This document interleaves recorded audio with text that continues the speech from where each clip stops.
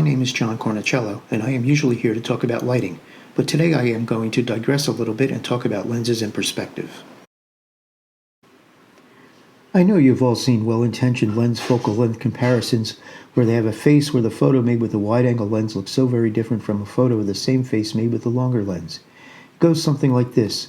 First with a super wide lens, then a wide lens, then a normal lens, then a medium telephoto lens, and then a telephoto lens. But there's a problem here. All 5 of these images were made with the same wide-angle lens, but then cropped to show the same angle of view. The lens didn't change the look of the face, the distance did.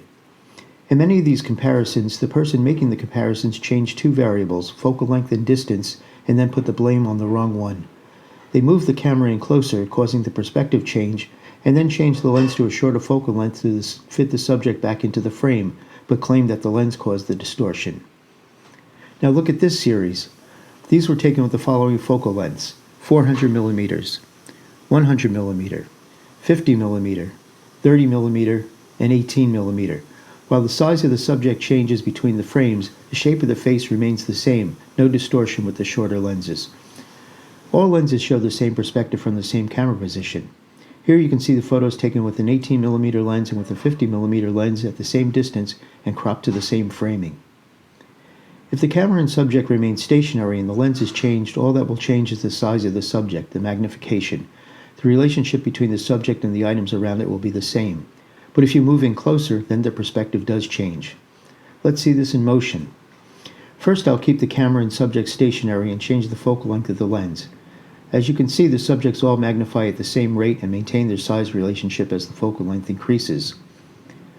On the other hand, if we maintain the same focal length and move the camera in closer to the subjects, the relationship between the subjects does change. The face closest to the camera quickly gets larger, while the face and the light in the background remain about the same size. This is all independent of cameras and lenses. It happens with our bare eyes too. Here is a great example.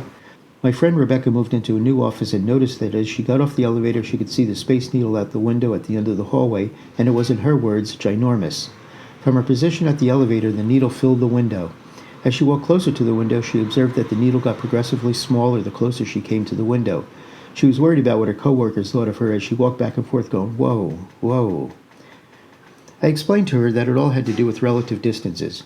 When standing at the elevator, both the window and the needle are both far away and their sizes seem similar.